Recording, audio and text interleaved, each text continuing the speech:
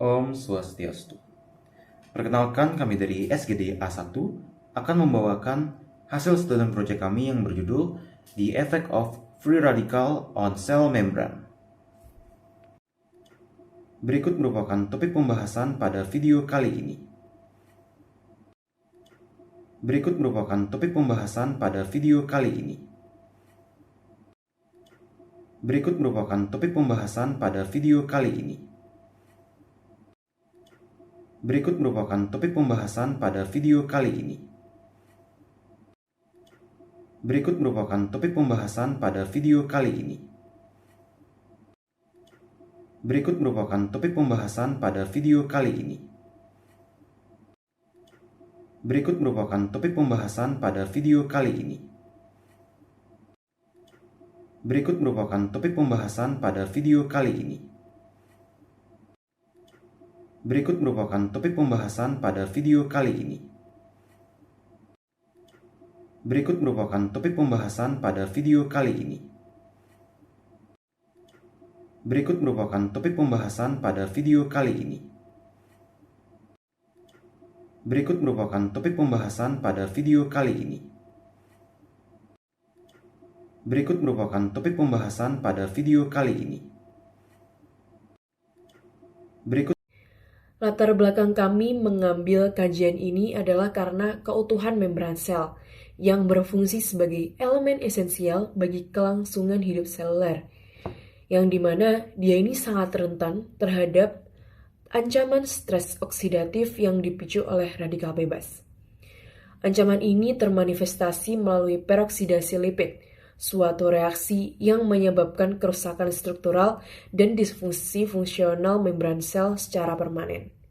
Mengingat bahwa degradasi membran sel merupakan penentu sentral dan faktor kunci dalam inisiasi berbagai kondisi patologis, penelitian ini menjadi sangat penting dan mendesak. Dengan demikian, kajian ini bertujuan untuk menganalisis secara menyeluruh mekanisme interaksi radikal bebas dengan membran dan menguatkan pemahaman mengenai peran pertahanan dan sistem antioksidan. Berdasarkan latar belakang yang sudah dijelaskan sebelumnya, adapun beberapa rumusan masalah yang tercipta pada penelitian kali ini. Yang pertama ada apa saja struktur dan komposisi yang ada pada sel, lalu ada apa saja sifat kimia dan jenis radikal bebas, apa saja sumber pembentukan radikal bebas, lalu bagaimana mekanisme terjadinya stres oksidatif, ada juga bagaimana mekanisme peroksidasi lipid pada membran sel, bagaimana dampak biologis kerusakan membran sel, apa hubungan radikal bebas dengan penyakit, dan bagaimana sistem pertahanan antioksidan seluler. Adapun tujuan dari penelitian ini adalah untuk mengetahui apa saja struktur dan komposisi yang ada pada sel, untuk mengetahui apa saja sifat kimia dan jenis radikal bebas, untuk mengetahui apa saja sumber pembentukan radikal bebas, untuk mengetahui bagaimana mekanisme terjadinya stres oksidatif, untuk mengetahui bagaimana mekanisme peroksidasi lipid pada membran sel, dan juga mengetahui bagaimana dampak biologis kerusakan membran sel, juga mengetahui apa saja hubungan radikal bebas dengan penyakit, dan juga yang terakhir adalah untuk mengetahui bagaimana sistem pertahanan antioksidan seluler. Manfaat penelitian ini dapat dibagi menjadi dua, yaitu manfaat teoritis dan juga manfaat praktis. Manfaat teoritis adalah mampu memberikan kontribusi bagi pengembangan ilmu biologi sel dan juga biokimia, mampu memperdalam pemahaman tentang radikal bebas dan juga stres oksidatif terhadap kerusakan membran sel, dapat menjadi dasar teori untuk penelitian lanjutan mengenai mekanisme peroksidasi lipid, peran antioksidan dalam menjaga integritas sel, hubungan stres oksidatif dengan penyakit degeneratif, dan mampu mendorong pengembangan konsep molekuler dan seluler dalam bidang biomedis. Lalu ada manfaat praktis, yaitu bagi penulis adalah mampu memperdalam pemahaman tentang stres oksidatif dan dampaknya pada struktur serta fungsi membran sel, dapat meningkatkan kemampuan dalam penelitian biomedis dan kesehatan di masa depan, dan bagi pembaca dapat menjadi sumber informasi mengenai pengaruh radikal bebas dan sistem antioksidan terhadap keseimbangan seluler, dan mampu memahami untuk keterkaitan stres oksidatif dan penyakit degeneratif. Sel berasal dari kata Latin cella yang berarti ruangan kecil. Sel merupakan unit struktural dan fungsional terkecil dari makhluk hidup. Secara umum, sel itu dibedakan menjadi dua, yaitu sel prokariotik dan juga eukariotik. di mana komponen utama sel terdiri dari nukleus dan juga sitoplasma. Nukleus berfungsi sebagai pusat dari sel karena terdapat kromatin di dalamnya, sedangkan membran berfungsi untuk membungkus sel dengan lapisan ganda fosfolipid yang bersifat selektif permeabel. Nah, di sitoplasma terdapat beberapa organel seperti retikulum endoplasma kasar yang berfungsi untuk mensintesis protein, badan Golgi yang berfungsi untuk menyusun dan memodifikasi protein, mitokondria yang berfungsi untuk menghasilkan ATP, serta sitoskeleton yang berfungsi untuk menjaga bentuk serta posisi organel di dalam sel. Radikal bebas adalah molekul atau atom dengan elektron yang tidak berpasangan sehingga sangat reaktif dan juga tidak stabil. Nah, radikal ini terbentuk dari proses tubuh, seperti contohnya metabolisme mitokondria dan bisa juga dari luar, seperti polusi, asap rokok, atau radiasi. Apabila jumlah radikal bebas ini berlebihan, maka tubuh akan mengalami stres oksidatif yang dimana hal ini dapat merusak sel. Secara kimiawi, radikal bebas mempunyai reaktivitas yang tinggi, waktu paruh yang pendek, serta bisa dipicu oleh ion logam seperti besi contohnya. Untuk jenisnya sendiri ada 4 jenis. Yang pertama adalah reaktif oksigen spesies, contohnya superoksida dan juga radikal hidroksil. Yang kedua, contohnya adalah reaktif nitrogen spesies seperti nitrik oxide dan juga peroksinitrit. Yang selanjutnya adalah reaktif sulfur spesies dari oksidasi gugus tiol. Dan yang terakhir adalah reaktif halogen spesies seperti asam hipoklorit dari sel imun. Radikal bebas akan merusak membran sel lewat proses peroksidasi lipid. Pertama-tama, radikal hidroksil itu akan menyerang asam lemak tak jenuh dan kemudian membentuk radikal lipid. Lalu, reaksi berhenti terjadi hingga antioksidan seperti vitamin E contohnya menghentikannya. Produk akhirnya seperti MDA dan 4-HNE bisa mengganggu protein dan DNA. Akibatnya adalah membran bisa jadi kaku, bocor, dan fungsinya akan terganggu. Kerusakan ini berperan dalam penyakit-penyakit seperti kanker, diabetes, dan juga aterosklerosis. Faktor risiko di Indonesia seperti banyaknya polusi, asap rokok, dan juga diet tinggi lemak ini akan semakin memperparah stres oksidatif itu sendiri. Sehingga menjaga keseimbangan radikal bebas dan juga antioksidan sangatlah penting. Nah, secara umum, pembentukan radikal bebas itu dapat dibagi menjadi 2 sumber utama, yaitu endogen dan juga eksogen. Yang pertama itu sumber endogen, yaitu radikal bebas yang terbentuk dari proses normal dalam tubuh. Yang pertama itu adalah autoksidasi, yaitu proses oksidasi spontan yang terjadi tanpa bantuan enzim pada senyawa misalnya seperti hemoglobin, katilkolamin, dan juga mioglobin. Dan proses ini itu dapat menghasilkan spesies oksigen reaktif atau ROS. Kemudian yang kedua ada oksidasi enzimatik, yang dimana beberapa enzim tubuh misalnya seperti xanthin oksidase, pilosigenase, dan juga prostaglandin sintase itu dapat menghasilkan radikal bebas sebagai produk sampingan dari aktivitas metaboliknya. Kemudian yang ketiga ada respiratory burst pada sel imun, itu saat terjadi infeksi, sel fagosit seperti neutrofil dan juga makrofag itu akan meningkatkan konsumsi oksigen untuk membentuk superoksida dan juga hidrogen peroksida, dan senyawa ini itu membantu membunuh mikroorganisme patogen. Kemudian yang keempat itu ada metabolisme mitokondria, yang mana dalam proses respirasi sel, sebagian kecil oksigen yang digunakan itu tidak tereduksi sempurna dan menghasilkan radikal superoksida. Biasanya, tubuh itu menetralkannya menggunakan enzim seperti peroksida dismutase dan kalatase, tapi jika jumlahnya berlebihan, radikal ini dapat menyebabkan kerusakan sel. Dan yang kelima itu ada iskemia dan juga stres oksidatif.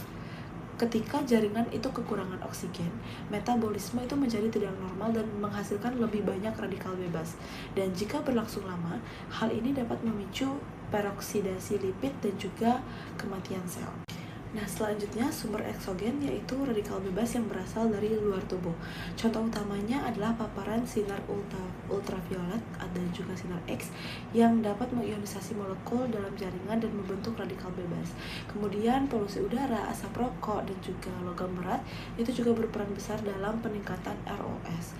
Dan asap rokok itu mengandung ribuan radikal bebas yang sangat berbahaya bagi jaringan tubuh, dan obat-obatan tertentu misalnya kayak kemoterapi, antibiotik penyakit tertentu, dan juga konsumsi vitamin dosis tinggi itu juga dapat memicu peroksidasi lipid dan meningkatkan stres oksidatif. Lalu misalnya bahan kimia, pestisida, makanan yang dibakar, serta alkohol itu semuanya dapat menambah produksi radikal bebas dalam tubuh. Dan paparan yang terus-menerus terhadap faktor eksogen ini itu membuat tubuh sulit menjaga keseimbangan antara produksi radikal bebas dan juga kemampuan antioksidannya, sehingga mempercepat terjadinya kerusakan sel. Baik, izin dokter, saya akan menjelaskan tentang mekanisme terjadinya stres oksidatif. Stres oksidatif adalah ketidakseimbangan antara produksi spesies oksigen reaktif atau ROS atau radikal bebas dengan kemampuan tubuh untuk menetralisir dengan sistem antioksidan. Jadi ketidakseimbangan ini mengakibatkan kerusakan pada sel, jaringan, dan juga organ yang menjadi dasar berbagai penyakit dan proses penuaan. Adapun sumber radikal bebas terbesar yaitu adalah mitokondria, yaitu sebagai pusat pembangkit energi sel. Sekitar 1-3% elektron yang seharusnya digunakan untuk membuat ATP itu bocor di kompleks 1 dan kompleks 3 rantai transport elektron, sehingga menghasilkan radikal anion superoksida yang ini kemudian menjadikan prekursor bagi berbagai ROS lainnya. Adapun mekanisme terjadinya stres oksidatif adalah yang pertama reaksi berantai dan kerusakan molekuler. Anion superoksida diubah menjadi hidrogen peroksida oleh enzim SOD.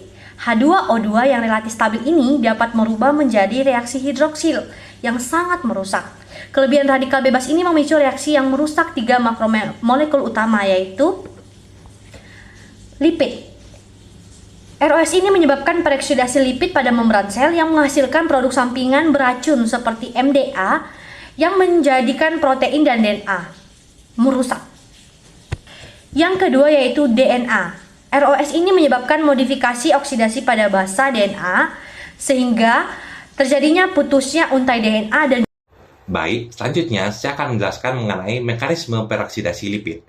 Peroksidasi lipid merupakan proses oksidatif yang terjadi ketika radikal bebas atau ROS itu menyerang fosfolipid membran, terutama yang mengandung asam lemak tak jenuh ganda atau disebut dengan PUFA.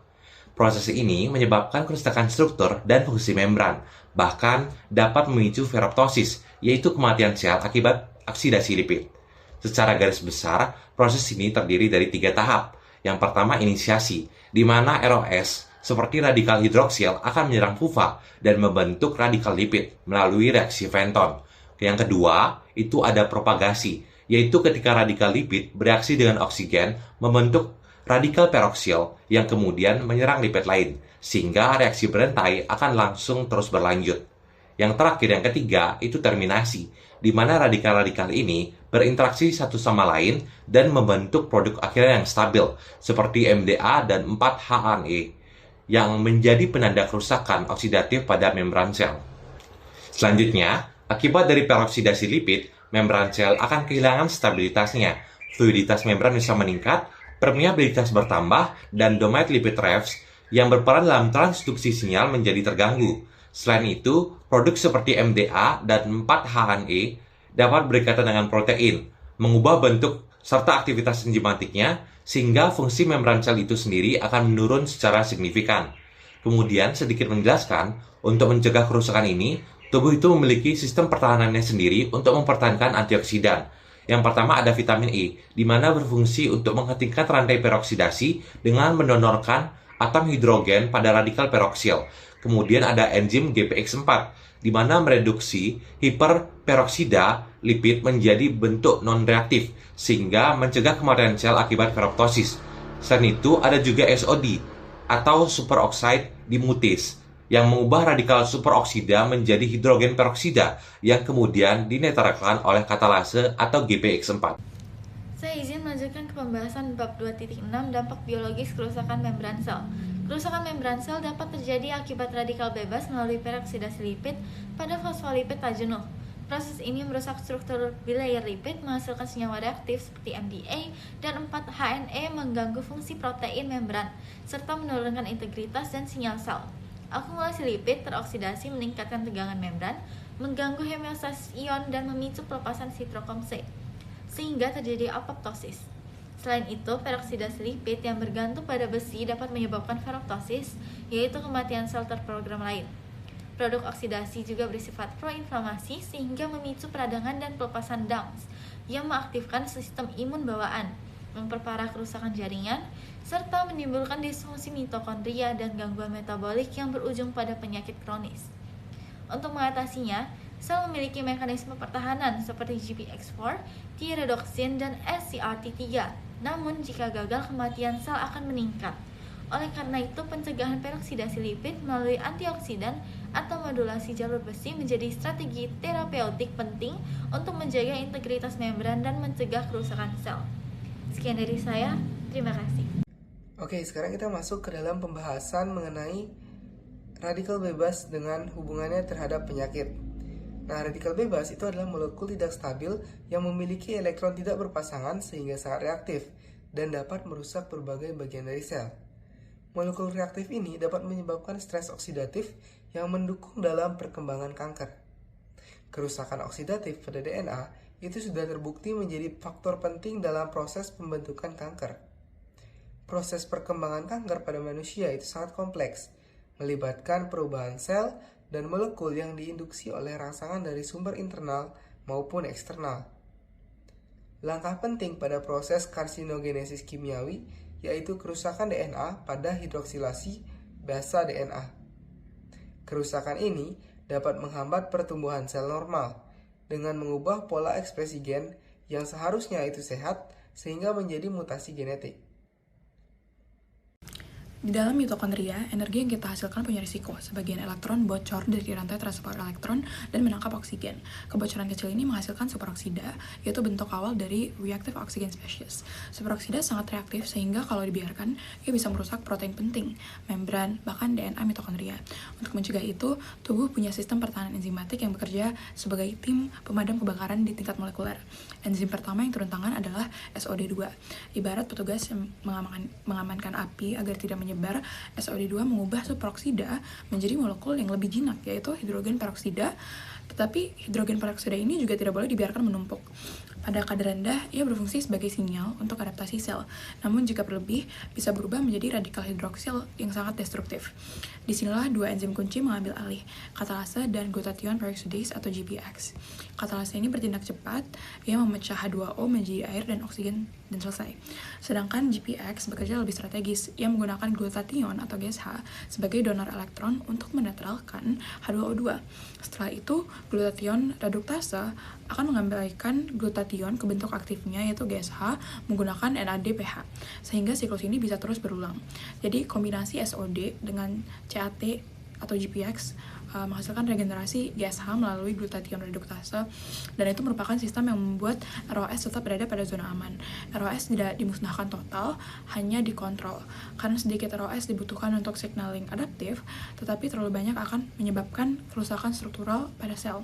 Dengan kata lain, tubuh kita tidak hanya memadamkan api, tetapi juga mengatur nyalanya agar tetap menjadi energi yang berguna. Selanjutnya ada sistem antioksidan non-enzimatik. Sistem antioksidan non-enzimatik ini bekerja melalui strategi pertahanan molekuler yang bersifat cepat, fleksibel, dan sangat terdistribusi luas dalam sel dengan prinsip dasar donasi elektron untuk menghentikan reaksi radikal bebas. Vitamin E atau tocopherol yang tertanam di membran lipid berperan sebagai line of defense terhadap peroksidasi lipid dengan menangkap lipid peroxyl radicals sebelum reaksi berantai merusak struktur membran. Setelah mengalami oksidasi, vitamin E tidak kehilangan fungsinya karena vitamin C atau ascorbic acid yang berada di kompartemen sitosolik segera meregenerasinya melalui transfer elektron, lalu mengembalikan vitamin E ke bentuk aktif. Vitamin C kemudian direkondisi oleh glutathione atau GSH melalui mekanisme siklus redoks GSH atau GSSG dan menjadikan GSH sebagai pusat koordinasi antioksidan seluler. Di tingkat mitokondria, sumber utama pembentukan ROS selama proses fosforilisasi oksidatif yaitu koenzim Ki10 atau CoQ10 yang tidak hanya berperan sebagai carrier elektron dalam rantai transport elektron, tetapi juga bertindak sebagai scavenger radikal pada kompleks 1 dan 3 hingga menghambat pembentukan superoksida. Modifikasi struktural CoQ10 ini menghasilkan mitoQ yang ditargetkan secara spesifik ke matriks mitokondria melalui muatan positif lipofilik, sehingga memberikan proteksi antioksidan langsung pada titik produksi ROS dan meningkatkan fungsi endotelial. Lalu molekul lain seperti carnosin berfungsi melalui mekanisme carbonyl trapping yang menghambat pembentukan produk glikasi dan kerusakan oksidatif protein. Sementara uric acid bertindak sebagai penangkap singlet oksigen dan peroxynitrate meskipun dalam konsentrasi tinggi dapat berubah menjadi prooksidan. Untuk menjaga keberlanjutan sistem ini, NAC atau N-acetylcysteine menyediakan prekursor cysteine yang menjadi rate limiting factor dalam sintesis glutathione. Dengan demikian, sistem ini bukan sekedar akumulasi molekul antioksidan, tetapi sebuah jaringan koordinatif yang memastikan homeostasis redoks seluler tetap terjaga dan kerusakan oksidatif dapat dicegah secara presisi. Baik, di sini saya akan menjelaskan kesimpulannya. Yang pertama tuh ada struktur dan komposisi sel. Jadi, sel ini memiliki struktur komponen utama seperti membran plasma, sitoplasma, dan nukleus yang menjaga fungsi dan homeostasis sel. Selanjutnya ada sifat kimia dan jenis radikal bebas. Jadi, radikal bebas ini adalah molekul reaktif ROS dan RNS yang dapat merusak lipid, protein, dan DNA sel. Selanjutnya ada sumber pembentukan radikal bebas. Jadi, radikal bebas ini berasal dari sumber endrogen, metabolisme tubuh, dan endrogen seperti polusi, rokok, dan radiasi. Selanjutnya ada mekanisme terjadinya stres oksidatif. Jadi, ketidakseimbangan antara radikal bebas dan antioksidan itu tuh dapat menyebabkan stres oksidatif yang merusak sel. Selanjutnya ada mekanisme peroksidasi lipid pada membran sel, yaitu peroksidasi lipid pada membran ini tuh menghasilkan senyawa toksik MDA 4-HNE yang menurunkan fungsi membrannya. Selanjutnya ada dampak biologis merusak membran sel. Jadi, kerusakan membran ini mengganggu fungsi sel, memicu apoptosis atau peroptosis, serta menyebabkan penyakit degeneratif.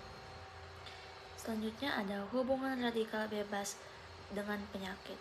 Ini tuh radikal bebas berperan dalam timbulnya berbagai penyakit kronis seperti kanker, diabetes, dan gangguan saraf. Selanjutnya yang terakhir ada sistem pertahanan antioksidan seluler. Jadi sistem antioksidan ini SOD, CAT, GVX, vitamin E, C, dan GSH. Ini tuh melindungi sel dari stres oksidatif dan menjaga keseimbangan redoks tubuh. Sekian, terima kasih. Berdasarkan kajian yang dilakukan, kedepannya mahasiswa dan akademisi diharapkan dapat memperdalam pemahaman tentang hubungan antara stres oksidatif dengan sistem pertahanan antioksidan seluler. Selain itu, diperlukan juga peningkatan pada kajian interdisipliner antara biokimia, farmakologi, dan kedokteran molekuler agar dapat menerapkan konsep redoks hemostasis dalam bidang klinis dan juga preventif. Sekian yang bisa kami sampaikan. Kami memohon maaf apabila terdapat kesalahan yang sengaja maupun yang tidak disengaja. Akhir kata, kami ucapkan Paramasanti. Om Santi Santi Santi Om.